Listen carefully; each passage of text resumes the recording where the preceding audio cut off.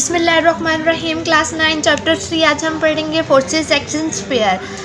हम फोर्सेस है हम पीछे पढ़ के आ चुके हैं Newton third law of motion के बारे में। हमने उसमें पढ़ा कि देयर आर टू फोर्सेस और equal in magnitude but opposite in direction, कि दो फोर्सेस जब आपस में तामुल करती हैं, इंटरेक्ट करती हैं, तो वो एक दूसरे के मुखालिफ सिमत में होती हैं। मिसाल के तौर पर एक ब्लॉक जो मेज़ पर रखा हुआ है उसका वेट डाउनवर्ड एक्ट कर रहा है क्योंकि इसके ऊपर ग्रेविटेशन फोर्स इसे नीचे की तरफ अट्रैक्ट कर रही है और वज़न हमेशा डाउनवर्ड एक्ट करता है। तो एक फोर्स जो है वो नीचे की तरफ अट्रैक्ट कर रही है तो वो इसका वेट है जो डाउनवर्ड की तरफ एक्ट कर रहा है, और एक जो मेज़ जो फोर्स ब्लॉक पर लगा रहा है वो अपवर्ड की तरफ लगा रहा है, जो नॉर्मल जिसे हम नॉर्मल फोर्स कहते हैं। तो ये ब्लॉक को ऊपर की तरफ फोर्स लगा रहा है, तो मेज़ जो है वो ब्लॉक के ऊपर फोर्स लगा रहा है, और जो ब्लॉक का मैस है, वेट है, वो डाउनवर्ड एक्ट कर रहा है। तो जो मैस का वेट है जो डाउनवर्ड एक्ट कर रहा है तो वो ये इसका एक्शन है, और जो मेज़ ब्लॉक के ऊपर कुव्वत लगा रहा है, फोर्स लगा रहा है, जो नॉर्मल फोर्स है वो इसका रिएक्शन फोर्स है। तो ये two forces are equal in magnitude but opposite in direction. तो ये फोर्सेस आपस में बैलेंस है जिसकी वजह से ब्लॉक रेस्ट पर है और मेज़ पर रखा हुआ है। इसी तरह जब हम एक बंदूक में से बुलेट को फायर करते हैं तो उसमें भी एक्शन रिएक्शन फोर्सेस का अमल हो रहा होता है।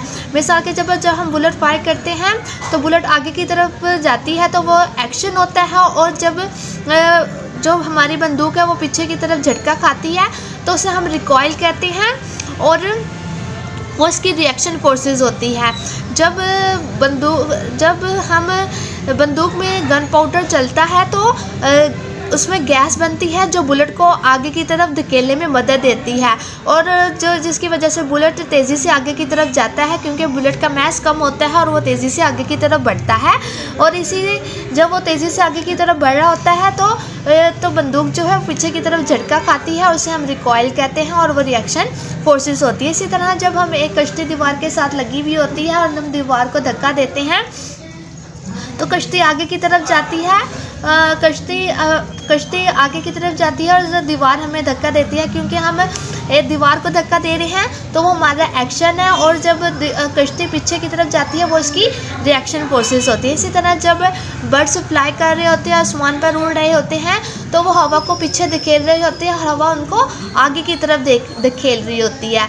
तो जब वो हवा को पीछे की तरफ छोड़ते हैं तो वो एक्शन कर रहे होते हैं, और जब हवा उनको आगे की तरफ धकेलती है तो वो उनकी रिएक्शन फोर्सेस होती हैं। इसी तरह जब हम ज़मीन पर छलांग लगाते हैं तो हम ज़मीन पर फोर्स लगाते हैं तो ये हमारा एक्शन होता है, और जब ज़मीन ऊपर उछलता है तो वो उसका ज़मीन उस पर फोर्स लगाती है तो वो उसकी रिएक्शन फोर्सेस होती हैं।